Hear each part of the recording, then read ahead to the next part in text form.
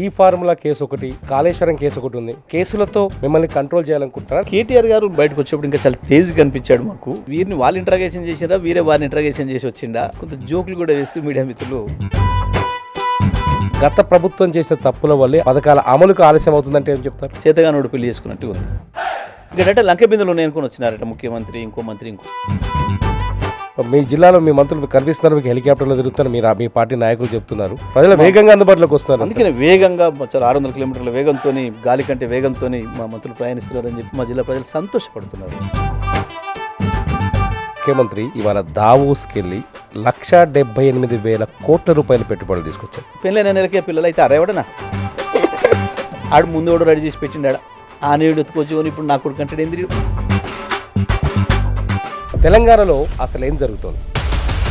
ప్రభుత్వానికి ఉన్న విలువ కావచ్చు, రేవంత్ రెడ్డికి తెలియదు అనుకుంటున్నారు. పోలీసులు అనుమతులు ఇవ్వకపోవడాలు, లేదా ముందస్తు అరెస్టులు, హౌస్ అరెస్టులు. రైతు రుణమాఫీ విషయంలో ఇప్పుడు మీకంటే తక్కువగా ఏం చేసింది అనుకుంటారు? ప్రభుత్వానికే నమ్మకం లేదు మేము చేసినాం అనేది.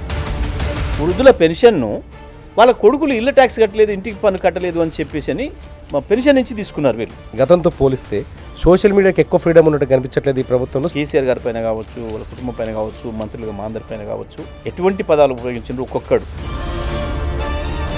రోడ్లకి కూడా రైతు భరోసా ఇచ్చారు, మేము అలా చేయట్లేదు, సాగు చేసే భూమికి సరైన రైతుకే ఇస్తున్నామని చెప్తున్నారు. కేసీఆర్ చాలా స్పష్టంగా చెప్పండి, చిన్న రైతైనా పెద్ద రైతైనా ఏ రైతైనా రైతే. ఏది ప్రజలకు ఉపయోగపడే పని చేయలేదని చెప్తున్నారు రేవంత్ రెడ్డి గారు. పనికి మళ్ళీ చెత్త ఆరోపణ, ఎకరానికి 10,000 రూపాయల పైన బోనస్ ఎగ్గొట్టాడు. మరి ఇంట్లో రేవంత్ చెప్పింది నిజమా, నేను చెప్పింది నిజమా? మోదీ చెప్పినట్టు రేవంత్ రెడ్డి పనిచేస్తారు, రాహుల్ చెప్పినట్టు పనిచేస్తారు అనుకుంటా. ఎట్టి పరిస్థితుల్లో ఆయన రాహుల్ మనిషి కాడు. టీఆర్ఎస్ నాయకుల మీద కేసులు పెట్టిందా కేంద్రం, రేవంత్ రెడ్డిని పెడుతుందా? రేవంత్ రెడ్డి కావాల్సిన పద్ధతుల్లో పనిచేస్తుంది ఈడీ. కానీ మీ జిల్లా మంత్రి అంటున్నారు కేటీఆర్ తర్వాత మా జిల్లా మాజీ మంత్రి పోతారు లోపలికి.